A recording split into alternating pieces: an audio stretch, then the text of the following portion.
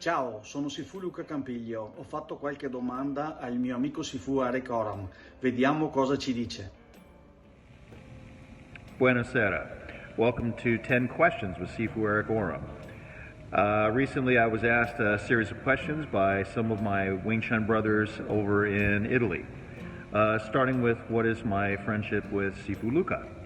I first met Sifu Luca back in 2013 when we traveled together with Grandmaster Chun to China at the Shaolin Temple for Wing Chun's reintroduction officially to the Shaolin Temple. And I didn't really get to know Luca that well though until Sifu Dan and I went to Italy the summer before last to do our seminar there. And during that time period we got to know Luca, his family, some of his friends, the students of the school, etc., and had a fantastic time during that time period. Wish we could have stayed much longer than we were able to, and would definitely love to come back. During the seminar we had really great experience. The students were very warm, they were very open-minded, they trained very hard and seemed to understand and appreciate the information that Sifu Dan and I did our best to impart, and that was really great to see. Some really good energy, and really appreciated the strong turnout that we had for the workshop as well. Next couple of questions regarding, are we currently here where I reside in Los Angeles, California? Are we in lockdown? And are the gyms open? Can we train, etc.? Yes, in California we are stricter than some of the other areas in the country. We are in lockdown and the gyms are not currently open.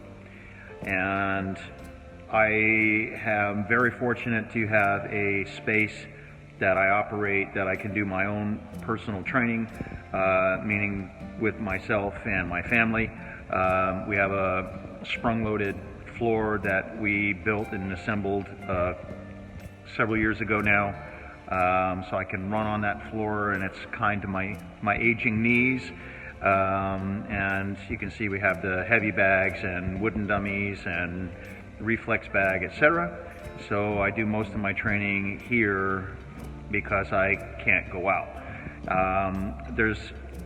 For those of you that don't have your own kind of training facility, then you really don't need that big of a space to just a heavy bag in your garage, or one of the standing bags that we have here in the background, or a standing form of the wooden dummy. That really doesn't take up a whole lot of space, and something is definitely better than nothing. Parks, running outdoors, if you're assuming that your knees can handle it. I would much prefer training outside when I get a chance. When it comes to running though, I do have to be very careful with the impact that I put on my knee. Next question pertained to, is it important to keep training even though you might be in lockdown and you can't have any kind of physical contact with the training partner? So as far as I'm concerned, the answer is absolutely yes. It's important to keep training no matter what.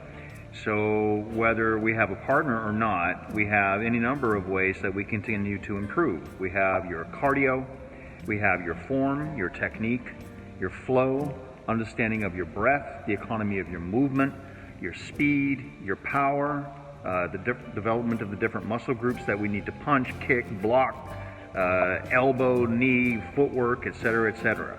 So absolutely yes, just because we might not be able to have a training partner, it's no excuse not to train. So next couple of questions pertain to, number one, if the country did allow where you live for training, what would you do, how would you train, etc. So number one, you want to go to Sifu Luca's Wing Chun Kung Fu class because it's the best. And then in addition to that, we have sort of the three pillars. We have your conditioning training, your cardio and physical conditioning, your technique, your technical understanding of the movements of the system, the basic arm movements, etc., and the footwork and all the technical aspects that are involved, and then ultimately reflex training, sparring with a training partner, multiple partners, multiple opponents, on your feet, transitioning to the ground, dealing with ground situations if you have to, etc., but working the variety of the training techniques. Then also, next question pertained to, is it worth training online? So if you are in lockdown, and I had mentioned before in an earlier video that I say yes and yes, something is better than nothing.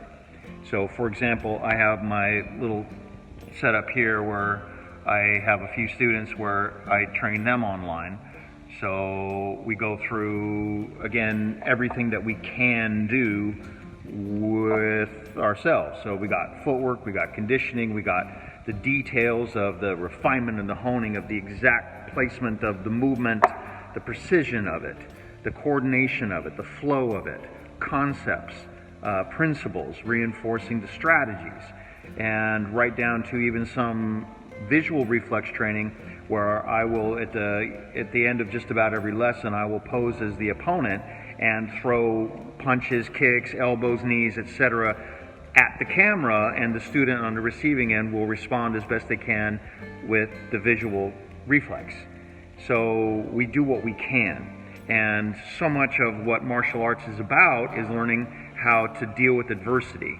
And right now, the situation that we're all in, all over the world, it's dealing with that adversity. So we say, all right, let's focus on what we can do. We can control our cardio, we can improve our technique, and we can even get in some visual reflex training while we're at it. So something is always, always, always better than nothing. Keep training. All the best. So question number 9 was, what are my go-to techniques in Wing Chun? And Grandmaster Chun once told me that the most advanced techniques in Wing Chun are the basics done correctly. So the basics, the basics, the basics, the basics. Know your basics. Basic arm movements, Pak Sao, Lap Sao, Bil Sao, Jut Sao, Gan Sao, and the basic combinations of how we put those movements together as a team. Pak Sao, Lap Sao combinations, Lap Sao, Pak Sao combinations, Bil Sao, Pak Sao combinations, etc. And ultimately, this system is built from the ground up. So the upper body is only as good as the footwork supporting it underneath. So footwork, footwork, footwork.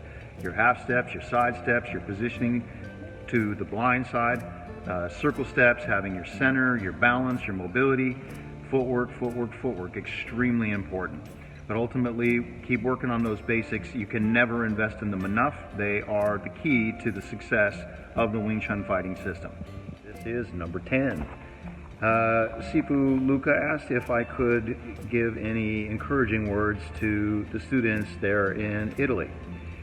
A couple things on that. I touched on one of the earlier video clips that Wing Chun martial arts is very much about overcoming adversity. And what we deal with physically in terms of techniques, dealing with punches and kicks and grabs and sweeps and so on, that also represents adversity in things that we deal with in everyday life. And right now, the entire planet is dealing with severe adversity. Bruce Lee, years ago, famously said that running water never grows stale. So we got to keep on flowing, no matter what. It's very important for our minds, our bodies, and our spirits. And there's no shortage of very negative energy going on in the world right now. So being able to take that energy, transmutate it, change it, and give it back out into the world as positive energy. That, I feel, is one of the most important things that we can do, and not just cave in under the weight of all the negativity that's going on all over the world right now.